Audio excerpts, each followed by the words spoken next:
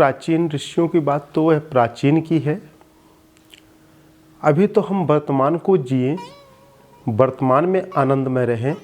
और वर्तमान में जो ऋषि मुनि साधक हैं, जिनको वर्तमान में अनुभूतियाँ हुई, आज के परिवेश अनुसार, आज के वातावरण अनुसार, हम उसमें कितना अनुभव प्राप्त किए, कितना ज्ञान प्राप्त किए, अपने जीवन में कितना ज्ञान प्राप्त करने की क्षमता रखते हैं और उस विद्या को हमने कितना समझा, इसे अभी आप समझें।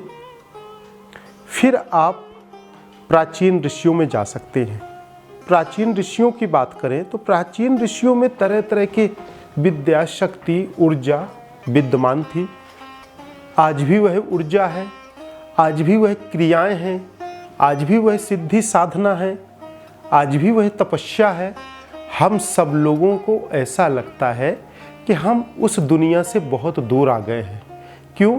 क्योंकि हम वास्तविक मूल ज्ञान, वास्तविक कर्म हम करना नहीं चाहते। हम वह कर्म करते ही नहीं हैं जिस कर्म से, जिस क्रिया से, जिस साधना से हम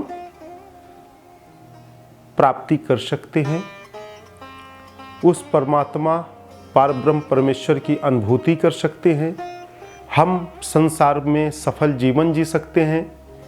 इसलिए हमारा मन विचार 24 घंटे कुछ न कुछ सोचता रहता, कुछ न कुछ विचार करता रहता।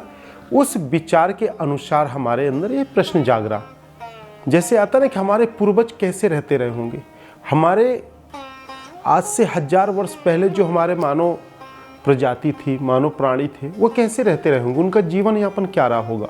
तो आप यह सोच लें कि वो भी वर्तमान में आनंद में जीते थे। जिस तरह के हम परिवेश, वातावरण में रहते हैं, उसी तरह के हमारे अंदर विचार उत्पन्न होता है, उसी तरह की आकांक्षाएं होती हैं, उसी तरह की अभिलाषाएं होती हैं और उसी तरह के हम प्राप्ति के हकदार बनते हैं या उस लेवल का कर्म करके उसे प्राप्त करना चाहते हैं। आज से यदि 50 वर्ष पहले की बात कर ले तो 50 वर्ष पहले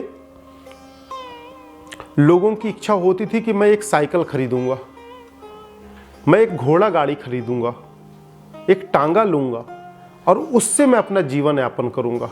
क्योंकि टांगा से आगे उन लोगों ने, ग्रामीण अंचल के लोगों ने देखा ही नहीं था।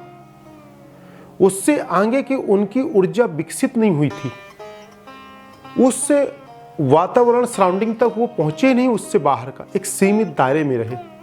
तो हम जिस क्षण, जिस पल में रहते हैं, उसी तरह का हमारा एक विचार का एक ओरा बनता है।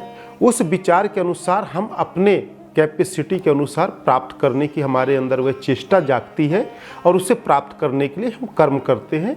और यदि अच्छे से कर्म किया जाए तो उसकी हमें प्राप्ति हो जाती है। तो प्राचीन ऋषियों की बात करें, प्राचीन ऋषि मुनियों की सभ्यता में जाएं तो प्राचीन ऋषि मुनियों में काफ़ी ऐसे अलौकिक, पारलौकिक ज्ञान होते थे।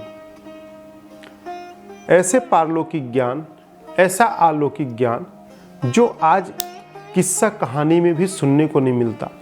कुछ दृष्टांत मिलते हैं वेदों में कि ऐसे ऐसे ऋषियों के पास ऐसी ऐसी साधनाएं, ऐसी ऐसी क्रियाएं, ऐसे योग क्रियाएं, विद्याएं होती थी। जिस सूरज को दूरियां को नापने के लिए मापदंड को वैज्ञानिक आज सिद्ध कर रहे, हमारे ऋषि मुनियों ने हजारों वर्ष पहले कर दिया है। सुंदरकांड में इस बात का उल्लेख है। जो आज यह यंत्र के माध्यम से जाते हैं, ऋषि मुनि हमारे पहले अपने विद्या साधना के माध्यम से चले जाते थे। परंतु यह युग कर्म का युग है। ऐसा समझें कि एक साधक गंगा के तट में गुफा में रहकर काफ़ी समय तक तपस्या किए, तपस्या करते करते उन्हें कुछ सिद्धियां मिल गई।